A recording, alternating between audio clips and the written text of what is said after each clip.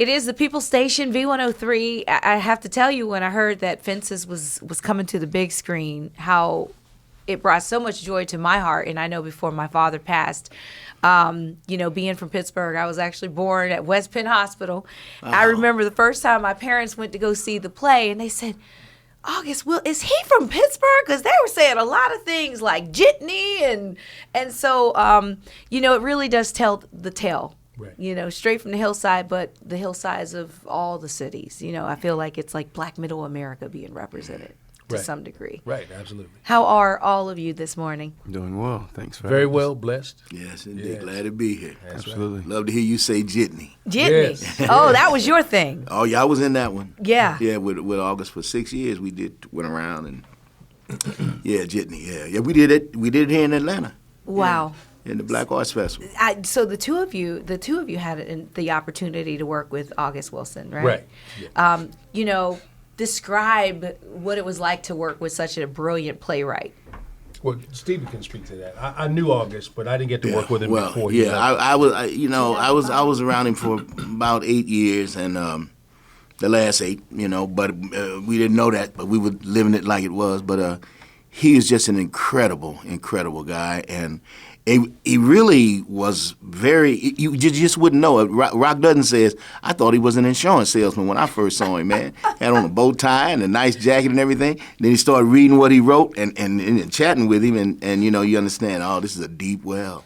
His brother's a deep well, and he said he was forged in the Black Arts movement. So he always talked about Amiri Baraka and this and that, and we had just a wonderful time. He wanted me to be comfortable around him, but I knew I was always in the presence of a genius. So I started to get a little relaxed with him, but it was just he was just that powerful. What would he say, knowing that on Christmas Day, this film is going to this tale is going to the big screen? Well, his wife was with us the other day, Costanza.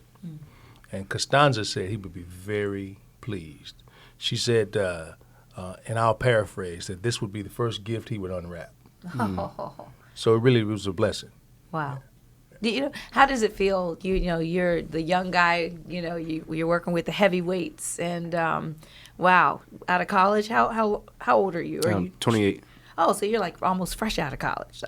Yeah, somewhat. A little bit. Yeah, a little bit. How is this for you, and how much did you know about August Wilson? I was familiar with August Wilson's work. I hadn't had the pleasure of performing any of his plays on stage, but I had workshop Fences before in acting class, so getting the opportunity to work, with such heavy material and these talented artists was definitely a blessing. I took it as an opportunity to participate in a master's acting class. I took a little bit Truly. took a little bit from everybody, and they all provided me with things that I could take moving forward past Fences, as I enter the next stages of my career. Now, Mr. Denzel Washington said that you took direction well, and he loved that about you. Oh, well, that's always a good thing to hear. No, that's a great thing to hear, and I can't say that we know very many millennials who can actually take direction. But I think it just comes from how I was raised, and my dad was strict, but he, for good reason, and I think that's been a benefit to me. I definitely wanted to come in and show the veterans respect by just listening first, and I said this yesterday. Stephen chuckled a little bit, just not speaking until spoken to, really. Right. Letting them lead the way, and learning from them wherever I can. We when we talk about the year, this political year, I know August Wilson thought that all art was political. This year has been the most divisive in our country. Do you think that this play will help anyone get past those, I don't know, challenges that have... I grew up in the 60s. Okay. I remember a much more divisive time. I remember when there was a very clear line of divisiveness. We've been through much rougher times than this. This ain't nothing but a meatball, man. I'm serious. All this is a mind shift. You know what I'm saying? Because we know who we are. As long as you know who you are, you're good. First of all, stop being a Democrat, stop being a Republican, and step up and be an American, and above that, be a human. And when you get back to that, you're going to get to the core. You're going to see that that white sister is your sister, that white brother is your brother, this black brother right here on the microphone, I'm your brother too. And that's what we got to do. The people got to take it back. Stephen mentioned the other day, at the core of Fences is about family. That's it. What got us through those turbulent times, I remember, was family. Our community, the village is a family. You know, the extended family, all of that. That's what it's going to take to make this right. And we will pull it off because American people are resilient, man. Nothing can hold us down. We just got to have a mind shift. That's all it is. You know, I guess it is that same mindset that even got African Americans into the hills of the Alleghenies in the first place, you know, looking for a better opportunity. Right. And I remember how my family, they would all live in this house on the hill or on Blackador and Homewood or whatever. But they were all making it work. So I guess, you know, August Wilson's plays are so significant because it really is the nucleus of taking care of each other. And how do we do that, right? Yeah, and he did it decade by decade. He wrote a play for each decade of the 20th century. And if a poet playwright does that, he's trying to make sure you understand history and legacy. And that history and legacy will pull us through anything. And returning to that, and it's so appropriate, really, that August film should open on Christmas because it's a gift to us. It's a gift to us, and it's going to keep on giving. It's a gift that keeps on giving. Right. And each play that and Denzel's going to do for HBO. I heard. Yeah, one a year for the next 9 years, and you know, and so to be a part of this. Well, we feel so blessed to be a part of this. That was the gift I got on the red carpet last night when he dropped that on me and said, boom, walked away. He said, that's to be continued. But really, that was pretty awesome. And speaking of the gift that you get, let me just start with you and just go down the line. What is it that you took from, you know, performing this very emotional, I mean, this is very much like King Lear. I mean, you know, it is a tragedy to some degree, Fences. But what do you take from Fences? What is it that you could summarize? The biggest thing for me would be the importance of forgiveness and how that can free somebody who's trying to move on with their life and find their place in the world. I think it takes a lot of energy to hold a grudge and to hold on to the past and the events that have happened in your life. And the best thing that you can do is just try to recover and move forward.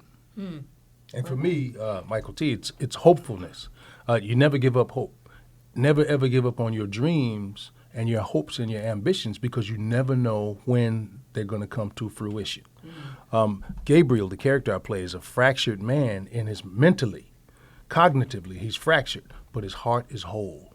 And that's part of the journey. It's like as long as you keep your heart whole, you're all good, man.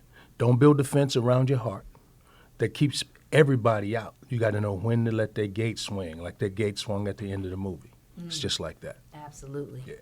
Yeah. The incredible precious value of family and extended family and friendship and you know, because you can miss knowing that you got this treasure.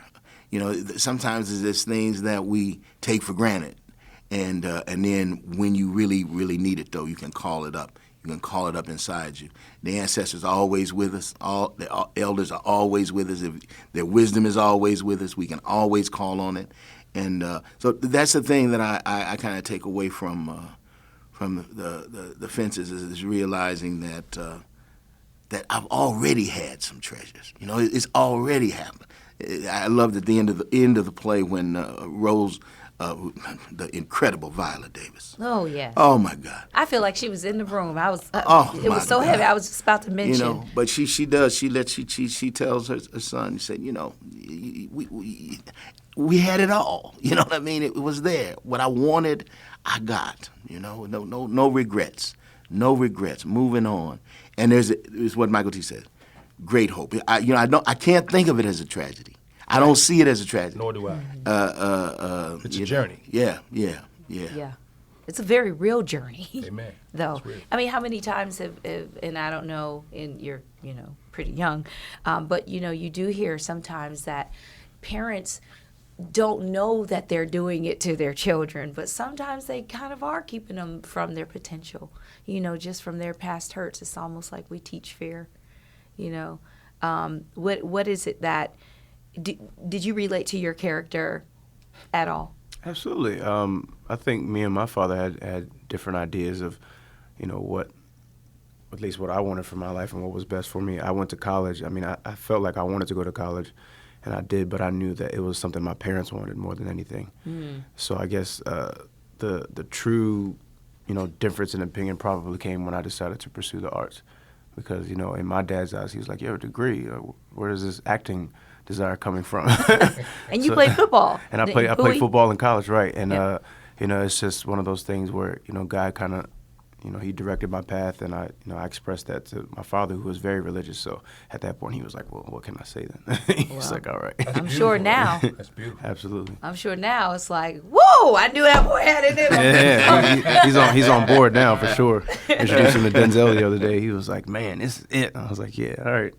I enjoyed meeting your dad. He was awesome. He's a tremendous gentleman. He was really excited to meet all you guys for sure. What side of Maryland are you from? Waldorf. Waldorf. Mm-hmm. Near, I want to say I've been through there before. In Charles County. A lot of people have no idea where it is. Oh. When I say it, they're like, Waldorf, is that? Oh, okay. Yeah, my husband is from Baltimore, and I'm from Pittsburgh, so that makes really great football season rivalry day. So I know it. It's awesome. But I just want to thank you guys for joining us this morning.